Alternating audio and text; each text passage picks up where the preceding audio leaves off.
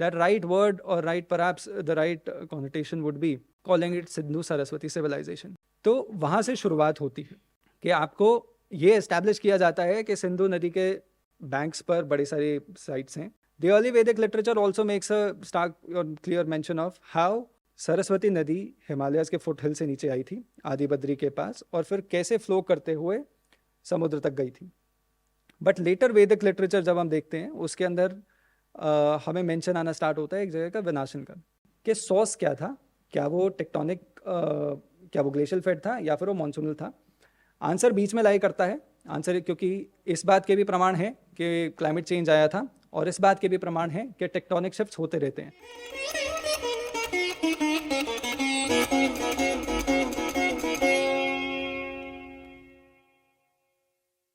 सभी को सादर नमस्कार.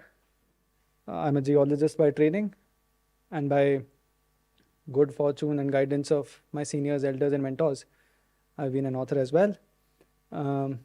I could recollect only 2 years ago I was perhaps around the same time working on the first book, that was Land of the Gods, the story of Haryana. As a consequence of my research during the research of the book, and understanding the larger picture that makes Bharatvarsh, there have been some historical corrections that I do want to talk about today. Usually when I begin a conversation on river Saraswati, I make a reference of Nadi Suktahim. Instead, today, because we lost a couple of lives during great researchers during the COVID-19 pandemic, I'd like to begin my lecture with words from Professor K.S. Waldia, and he began his seminal work, Prehistoric River Saraswati, Western India Geological Appraisal and Social Aspects, with the words, a look at the map of the Indo-Gangetic Plains would make it quite obvious that a vast expanse of the land between Yamuna and Satluj rivers is a parched realm of sandy plain bereft of the bounty of rivers. In this riverless land, the annual rainfall is no more than 15 to 50 centimeter. Compounding the problem of pervasive aridity, droughts visit the region at an interval of 2 to 5 years. While the central, eastern and western sectors of the Indo-Gangetic Plains are watered profusely round the year by a multitude of Himalayan rivers, the great expanse of the land encompassing Haryana, the northern and western parts of Rajasthan, and the adjoining regions of Pakistan is a riverless country. And that is where our problem begins, or rather a question which needs to be discussed between scholars, geologists, civilizational historians, and so on. Let me begin first by drawing you and bringing you around to what was happening perhaps. So Rig Vedic Kal ke andar, so I believe everybody has a larger understanding of Vedic literature. I do question Jidit's analysis of, however we get into a later conversation about कि महाभारत युद्ध का काल क्या था और battle of 10 Kings का काल क्या था. However, जो longer और एक ब्रॉड अंडरस्टैंडिंग है सभी में, हिस्टोरियंस में, मैं उसके साथ आपके सामने उसको पैरेलली पढ़ते हुए जियोलॉजिकल एविडेंसेस फिट करता चलूँगा. आशा करता हूँ आप सभी को पता है जियोलॉजी है क्या. जियोलॉजी भूगर्भ विज्ञान है और शायद सरस्वती सिविलाइजेशन का जो सबसे जो लास्ट पजल बचा है वो एड्रेस ही, उसका सोल्यूशन ही जियोलॉजी देने वाली है. सो ऋग्वेदिक काल के अंदर Rigveda, and let me bridge by bringing in Land of the Gods, the story of Haryana. Haryana का जो क्षेत्र है, I began my book by saying that it's a misunderstood region. Why I say so? कि इस देश का नाम जिस ट्राइब पर रखा गया, भरताज, जिसके बारे में अभी हम बात भी कर रहे थे, वो ट्राइब यहाँ पर थी, यहाँ पर राज कर रही थी, यहीं पे डोमिनेट किया था. ऋग्वेद यहीं पे लिखे गए थे, महाभारत का युद्ध यहाँ पर हुआ था, हिंदू सभ्यता का एक सबसे बड़ा टेक्स्ट जिसको हम मानते हैं शायद श्रीमद् भगवद गीता, वो यहाँ पर, उसका सार यहाँ पर अर्जुन को दिया गया था. तो ऐसा क्या हुआ था कि एक रीजन जो शायद हिंदू सभ्यता के लिए इतना ज़्यादा इम्पोर्टेंट था, पर आने वाले कई वर्षों के अंदर उसकी मान्यता, उससे रिलेटेड स्टीरियोटाइप्स एस्टैब्लिश हो गए. क्या जब हम चर्चा करते हैं तो हम अपने आप को, शायद दिल्ली में बैठे, आईआईसी में बैठे, हम अपने आप को थोड़ा एलियनेट करने का प्रयास करते हैं कि हरियाणा से. वो शुरुआत थी मेरी पहली किताब की, और वहीं से ड्रॉ करता हूँ आपको। सो ऋग्वेद के अंदर, अर्ली वैदिक लिटरेचर के अंदर कई सारे ऐसे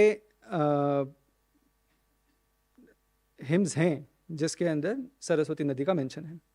इनफैक्ट अगर उससे पहले भी जाएं, जो जनरली हिस्टोरियंस आर्ग्यू करते हैं हड़प्पन सिविलाइजेशन की तरफ, हड़प्पन सिविलाइजेशन इसलिए बोला जाता है क्योंकि जो सबसे पहली माउंट जो था वो हड़प्पा में मिला, और उसको इंडस वैली सिविलाइजेशन इसलिए बोला गया क्योंकि सिंधु नदी या इंडस वैली के या इंडस रिवर के ड्रेनेज बेसिन में मेजॉरिटी साइट्स मिली थी।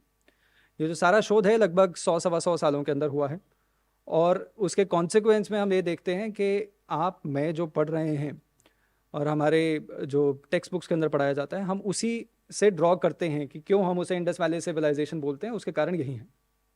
However contemporary research has found out, in fact अभी डॉक्टर मंजुल का मेंशन हुआ था, doctor Manjul is also researching Rakhi Garhi which is near Hisar Fatehabad region of Haryana, and it is written about and talked about as one of the biggest mounds of the civilization, the Harappan civilization, which is why many historians and many researchers have now begun arguing, and is sort of established also in many ways, that right word or right perhaps the right connotation would be calling it Sindhu Saraswati civilization.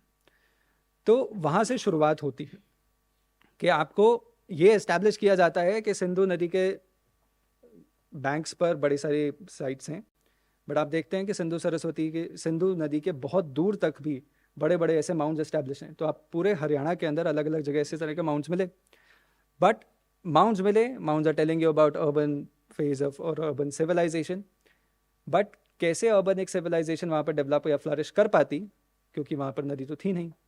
तो पहला जो question होता है, discussion हो, वहीं से start हुआ।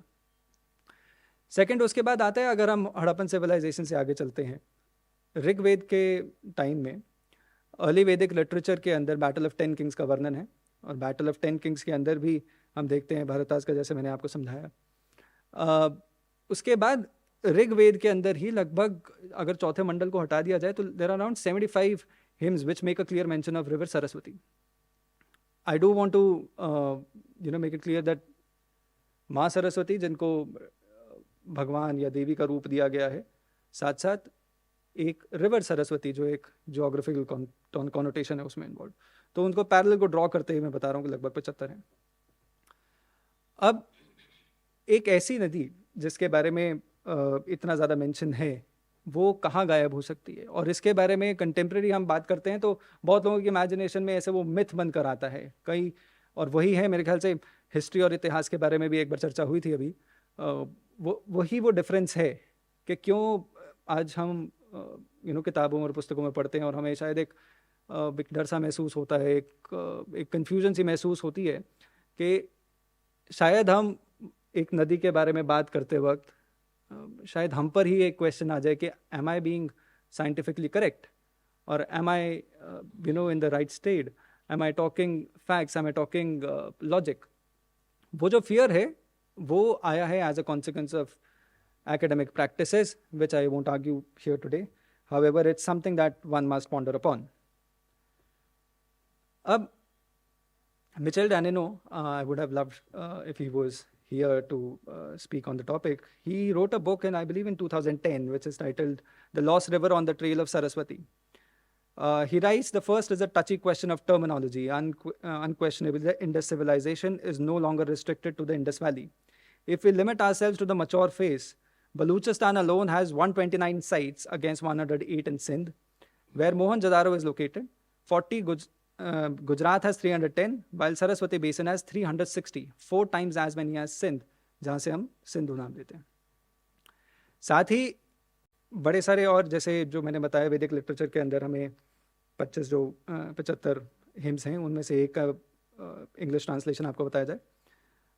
छठे मंडल का है, 61वां सूक्त है। It says in English, we serve the sacred Saraswati so full of tumultuous waves. Praised through our hymns, she is the demolisher of our foes. She tears the edges of the mountains like an elephant uproots a lotus. And this one famously is the Nadi Sukta hymn, which says, O Ganga, Yamuna, Saraswati, Shutudri, Parushni, Aksini, and Marudvardha.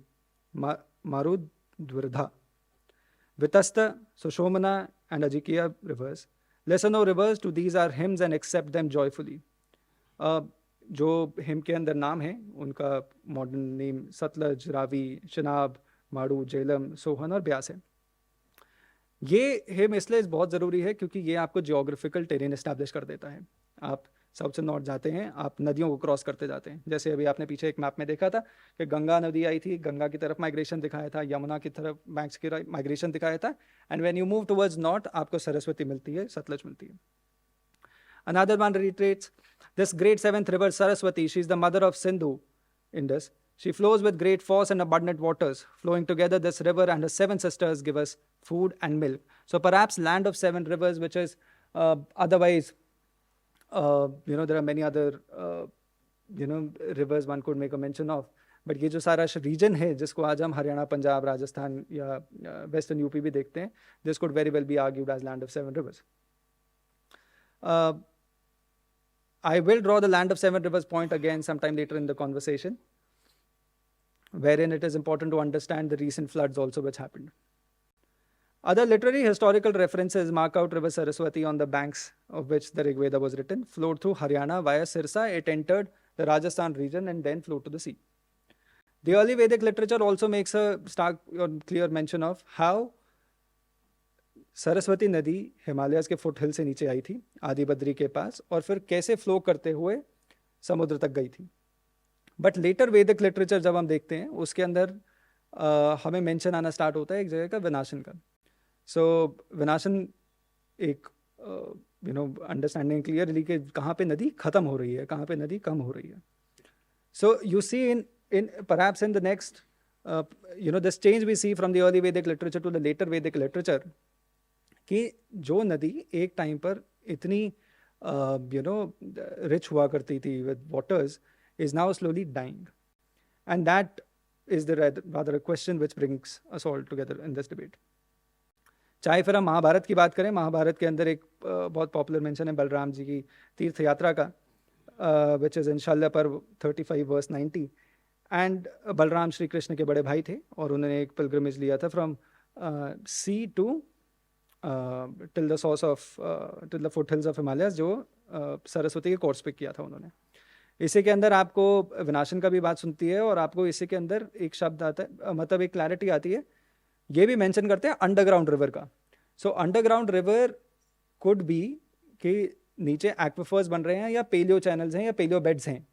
Paleo channels या paleo beds बोलते हैं. पेलियोस geology के अंदर एक commonly use शब्द है. पेलियोस का मतलब एंशिएंट या ओल्ड, तो पेलियो बेड्स मतलब पुराने लिथिक बेड्स, रॉक बेड्स, और पेलियो चैनल्स मतलब कि पहले कौन सी चैनल्स पे बहा करती थी नदी. इनफैक्ट यही ड्राइड रिवर बेड्स हैं जिसकी वजह से बीबीसी ने एक मेरे ख्याल से 2001-2 के अंदर एक रिपोर्ट निकाली थी जिसके अंदर उन्होंने सरस्वती को मिथिकल रिवर और मिथिकल रिवर फाउंड इस तरह के रेफरेंस दिया गया था. उसके पीछे थॉट ये था, उन्होंने क्या किया, उन्होंने रिमोट सेंसिंग टेक्नोलॉजी यूज़ की थी. They did aerial surveys and were able to track down paleo river beds कि यहाँ पर शायद नदी एक समय पर बहा करती हो. उसी तरह से स्कंद पुराण की, जैसे बलराम जी की यात्रा से बताया, उसी तरह से स्कंद पुराण के अंदर बातें हैं कि सरस्वती को लेकर. उसी तरह से आप पोस्ट एंशिएंट इंडिया के अंदर आते हैं. आप ये इमेजिन करिए कि जैसे मैं स्टार्टिंग में बता रहा था कि Haryana which was land of Indic civilization became a battleground of civilizations. So around 700-800 AD, you see Islamic invasions, or little later Islam got established 910 or 1000 AD. We see Islamic invasions coming in India, and they were mostly moving from the northwest.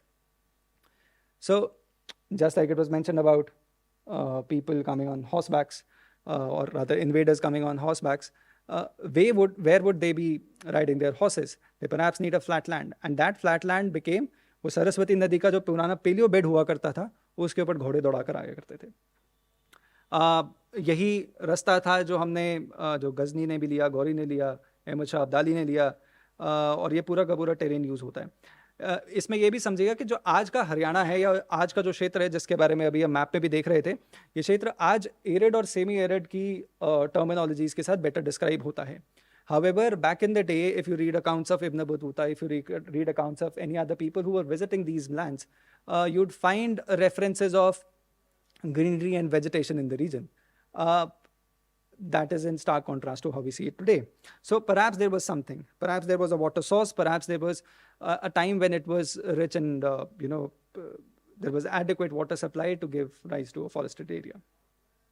So because of those attacks and invasions, this entire region you see, चाहे हम ऊपर से root लें, क्योंकि दो रास्ते होते हैं अगर किसी को दिल्ली जाना है. दिल्ली के लिए एक आप मध्य अम्बाला सरहिंद के पास से, जिसमें आप सरहिंद आएंगे, अम्बाला आएंगे, शाहबाद आएंगे, कुरुक्षेत्र, करनाल, तरावड़ी, कुंजपुरा, पानीपत, खरखौदा, सोनीपत और फिर दिल्ली आए. इस पूरे एरिया के अंदर अगर आप देखें मिडीवल एजेस के अंदर, मिडीवल टाइम्स के अंदर, you would find all these places are where the key battles are fought. Panipat, everybody knows, epoch defining battles in its own ways. And the other route was जो हिसार से होकर आया करता था. So वो हिसार वाला route भी preferred route हुआ करता. Now a major breakthrough came in during colonial times when archaeological surveys and geological surveys, they both converged very nicely, just like the way they did on the stage here. Archaeology के through हमें जिस तरह से मैंने बताया IVC की कई sites मिली, उसी तरह से हरियाणा के अंदर भी इस तरह का रिसर्च होता रहा.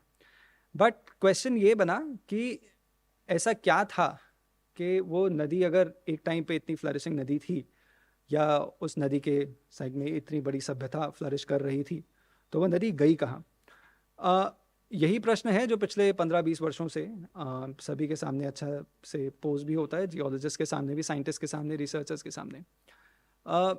सरस्वती नदी, इमेजिन किया जाता है कि कोई भी अगर नदी है जो बहुत रिच इन वाटर्स है and is perennial in nature, much like how Ganga is और much like how Yamuna is, वो हिमालयन वाटर से रिच होगी. मतलब उसका जो सोर्स होगा वो ग्लेशियर्स होंगे. अगर ग्लेशियर्स ऐसा सोर्स बनते हैं तो क्या ये पॉसिबल है कि इतने ही अंतराल के अंदर, जिसके अंदर हमने लगभग 4-5 हज़ार वर्षों की बात की, क्या 5000 वर्ष के अंदर इतने बड़े ग्लेशियर्स जो थे वो गायब कहाँ हो गए? क्योंकि अगर ऐसा हुआ होता तो शायद हमारी सभ्यता, जब हम सभी यहाँ पे बैठे हैं, बड़ा क्वेश्चन हो जाता, क्योंकि 1 डिग्री के टेम्परेचर पे वैसे ही बहुत कौतूहल मचा हुआ दुनिया में. दूसरा, अगर आप सिर्फ इस बात पे लेते हैं कि ग्लेशियल फेड, कि क्या वो नदी ग्लेशियल फेड थी या वो मॉनसून से जो वाटर्स आते थे उससे फीड करा करते थे उस नदी को, तो उस टाइम पे geologist have argued and there are multiple researchers जिसके अंदर थियोराइज करते हैं. सबसे पहले एक थियरी आती है ग्लेशियल फेड हो गई, दूसरी आ गई कि उसमें मॉनसून वाटर फेड रिवर है वो. सो मॉनसून वाटर फेड का मतलब हुआ अगर वो ख़त्म हुई है तो शायद मॉनसून या क्लाइमेटिक चेंजेस की वजह से मॉनसून डिक्लाइन हुआ, जिस वजह से उसमें पानी आना बंद हो गया या पानी कम हुआ. और जैसे ही पानी का सोर्स कम हुआ तो वहाँ पर उस पूरे एरिया में, उस पूरे रीजन के अंदर जितने भी लोग थे उन्होंने अपना माइग्रेशन स्टार्ट की, जैसे हम पिछले टॉक के अंदर देख रहे थे. अब इसको एड्रेस करने के लिए geologist have perhaps a few things to. 2 more minutes. 2 minutes is too less a time, but however I'll try to. So as geologists would argue, as geologists do, OSL dating होती है, paleo beds की study की जाती है. Paleo beds होते हैं, जैसे cross section में देखना हो, जैसे हम यहाँ पर खड़े हैं और आप, वो सरफेस हो गया the top of the wall, imaginary surface, and ये 13 फुट की अगर वॉल हुई तो 13 फुट हमने नीचे डिग किया और हमें डिग करके इस क्रॉस सेक्शन को पढ़ने की कोशिश की. और इसके अंदर अगर हमें स्ट्राइएशंस मिल रहे हैं, striations would be glacial word, but अगर हमें किसी तरह के मार्क्स मिल रहे हैं जो ये समझाएं कि क्या यहाँ पर, क्या ये एक नदी का कभी हिस्सा हुआ करती थी, तो सेडिमेंट डिपोजिशन से या मार्क्स से हम ये आर्ग्यू कर सकते हैं कि यहाँ पर नदी बहा करती थी. सिमिलरली हम डेटिंग करते हैं कि एलुवियम या फिर सेडिमेंट्स जब डिपॉजिट हुए हैं उसकी एज निकाल सकते हैं और उससे इमेजिन कर सकते हैं कि क्या कभी नदी यहाँ पर थी और नदी थी और वो कब गई. इससे हमें एड्रेस करना है वही प्रश्न कि सोर्स क्या था, क्या वो टेक्टोनिक, क्या वो ग्लेशियल फेड था या फिर वो मॉनसूनल था. आंसर बीच में लाई करता है. आंसर क्योंकि इस बात के भी प्रमाण है कि क्लाइमेट चेंज आया था और इस बात के भी प्रमाण है कि टेक्टोनिक शिफ्ट्स होते रहते हैं. टेक्टोनिक शिफ्ट्स क्यों होते रहते हैं? दिल्ली में भूकंप जैसे आते हैं. Himalayas are the youngest fold mountains in the world, अभी भी राइज कर रहे हैं, and as a consequence of that you keep on seeing different minor and major earthquakes, foreshocks and aftershocks as well. तो perhaps एक tectonic shift आया था, जो एक ब्रॉड थियरी जो geologist are seemingly going to come to or coming into consensus with, कि एक इस तरह के टेक्टोनिक शिफ्ट्स हुए थे, और उन टेक्टोनिक शिफ्ट्स की वजह से जो नदी फीड कर रही थी सरस्वती के मेन वाटर्स की तरह काम कर रही थी, उसका चैनल शिफ्ट हो गया और उसने it started feeding the river Yamuna. तो आपकी यमुना एनरिच हो गई, और शायद कुछ ऐसे रिवलेट्स थे जो सतलुज की तरफ भी चले गए। तो this is a broad theory that geologist are coming to consensus with. At the same time इसके साथ ये भी है कि मॉनसूनल चेंजेस भी आए, और इस सब को अगर आप साझे में पढ़ेंगे, एक और एडिशन है जिसके अंदर ये माना जाता है कि रिवर सरस्वती एक ही बड़ी रिवर थी जिस तरह से हम माँ गंगा को इमेजिन करते हैं, या ये पॉसिबल है कि रिवर का एक बड़ा ड्रेनेज बेसिन था। बड़ा ड्रेनेज बेसिन होने के अंदर उसका एक बड़ा फ्लड प्लेन हुआ, बट उसके अंदर से छोटी छोटी माइनर रिवलेट्स निकल रही हैं, और वो माइनर रिवलेट्स भर जाती हैं पानी से जब या तो बरसात होती है या फिर मतलब झमाझम बरसात हुई, जैसे अभी हमने देखा। So I in fact I recollect soon after, क्योंकि ये ब्रॉडली इमेजिन किया जाता है जो मॉडर्न सरस्वती रिवर का जो ट्रेल है वो घग्गर जो हरियाणा में बहती है और हाकड़ा जो पाकिस्तान में जाती है, वो घग्गर हाकड़ा जो चैनल है उसके साथ पैरेलली पड़ता है। देयर आर रिसर्चर्स जिन्होंने सबसे पहले वही आर्ग्यू किया था। दिस एंटायर डिस्कशन, और ये तभी शुरू हुई थी, या डिस्कशन का जो पहला एक पॉइंट था वो यही था कि जो मॉडर्न पेलियो बेड है वो कौन से बनते हैं। तो घग्गर हाकड़ा चैनल को इमेजिन किया गया था। तो घग्गर हाकड़ा के अंदर आप वो देखते हैं कि अभी जब तूफान आया था, बाढ़ आई थी, तो पूरा का पूरा फ्लड पेन भर गया था। With this, I think my larger closing remark would be that it's not a question at all anymore that Saraswati was there or not. It's a very well established fact. It perhaps becomes a political question every now and then, wherein we see people argue if Saraswati is a myth or not. Scientists, researchers, historiographers, and geologists have sort of come to consensus that river Saraswati was, the harbinger of the modern civilization. And the only question that perhaps remains and is what are the reasons that led to the death of the river? In time, perhaps, we keep the conversation going. We let scientists and researchers do their job and bring all the evidences together to bring about the reasons why and where did the river Saraswati go. With that, thank you very much. I hope you enjoyed it.